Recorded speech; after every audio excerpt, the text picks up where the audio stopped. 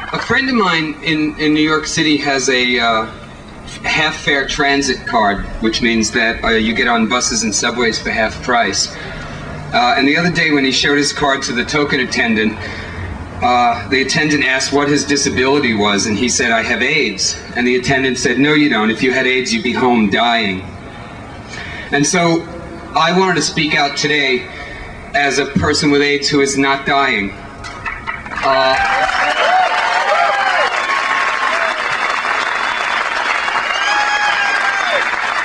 You know,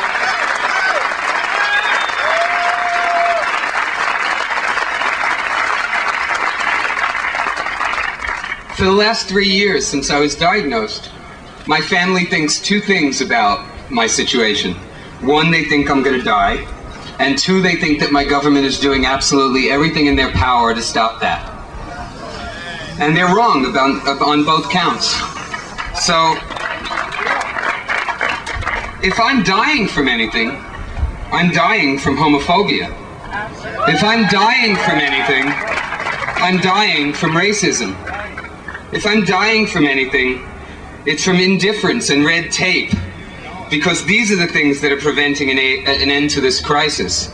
If I'm dying from anything, I'm dying from Jesse Helms. If I'm dying from anything, I'm dying from the President of the United States. And especially if I'm dying from anything, I'm dying from the sensationalism of newspapers and magazines and television shows, which are interested in me as a human interest story only as long as I'm willing to be a helpless victim, but not if I'm fighting for my life.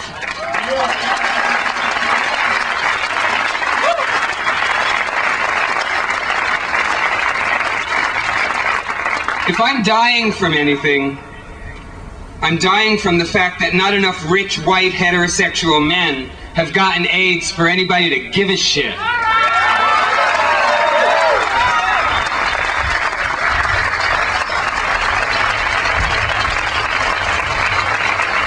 You know, living with AIDS in this country is like living in the Twilight Zone.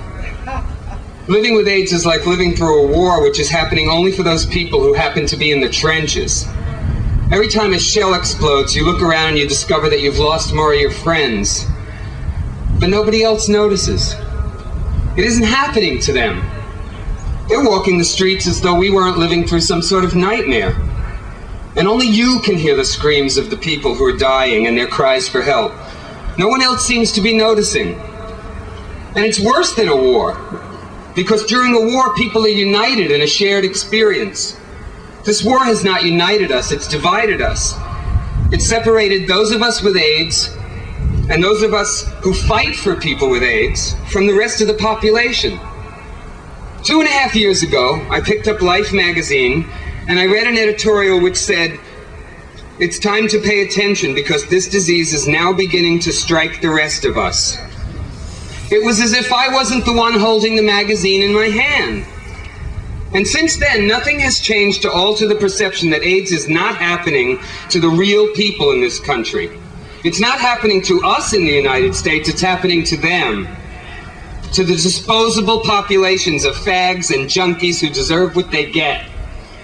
The media tells them that they don't have to care because the people who really matter are not in danger.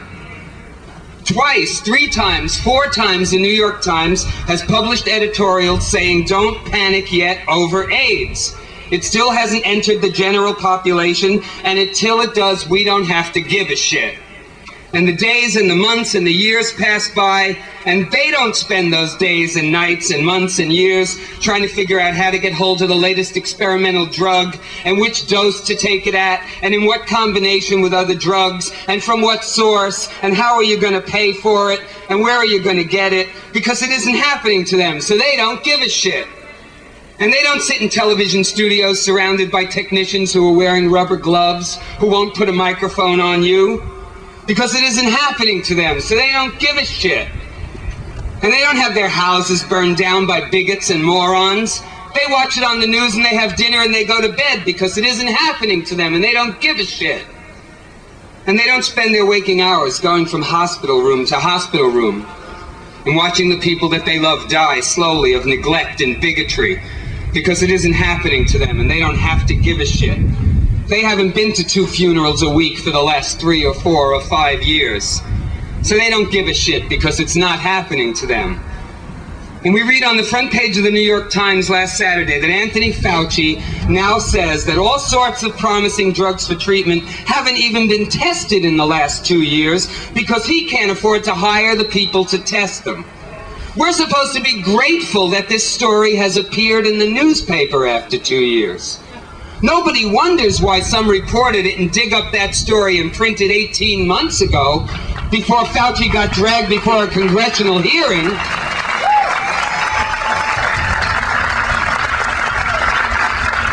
How many people are dead in the last 2 years who might be alive today if those drugs had been tested more quickly? Reporters all over the country are busy printing government press releases. They don't give a shit. It isn't happening to them. Meaning that it isn't happening to people like them, the real people, the world-famous general public we all keep hearing about. Legionnaire's disease was happening to them because it hit people who looked like them, who sounded like them, who were the same color as them. And that fucking story about a couple of dozen people hit the front page of every newspaper and magazine in this country, and it stayed there until that mystery got solved. All I read in the newspapers tells me that the mainstream white heterosexual population is not at risk for this disease. All the newspapers I read tell me that IV drug users and homosexuals still account for the overwhelming majority of cases, and the majority of those people at risk. Then can somebody please tell me why every single penny allocated for education and prevention gets spent on ad campaigns that are directed almost exclusively to white heterosexual teenagers who they keep telling us are not at risk?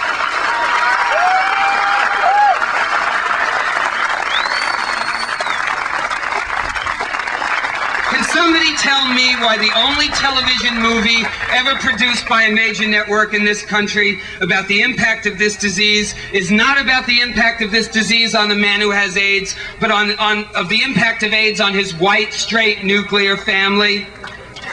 Why for 8 years every newspaper and magazine in this country has done cover stories on AIDS only when the threat of heterosexual transmission is raised?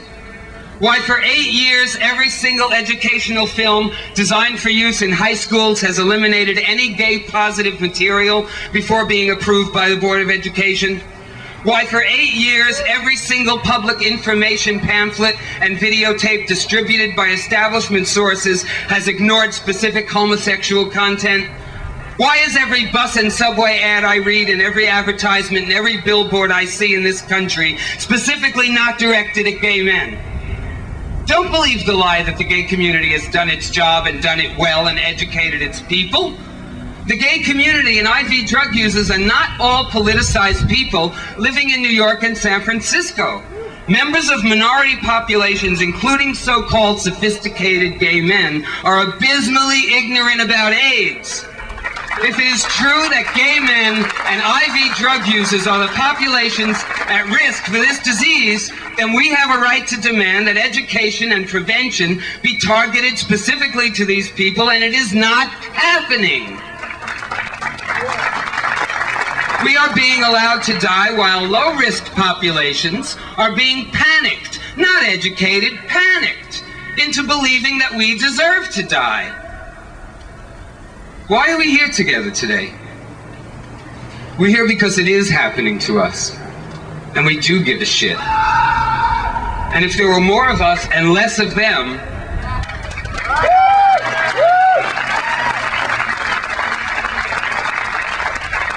AIDS wouldn't be what it is at this moment in history.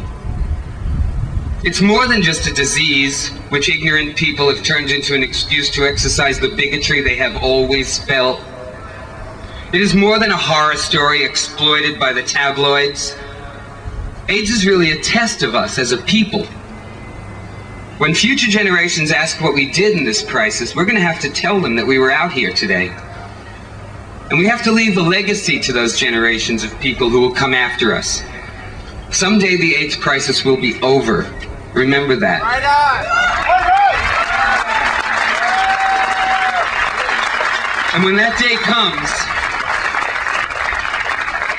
when that day has come and gone, there will be people alive on this earth, gay people and straight people, men and women, black and white, who will hear the story that once there was a terrible disease in this country and all over the world, and that a brave group of people stood up and fought, and in some cases gave their lives so that other people might live and be free.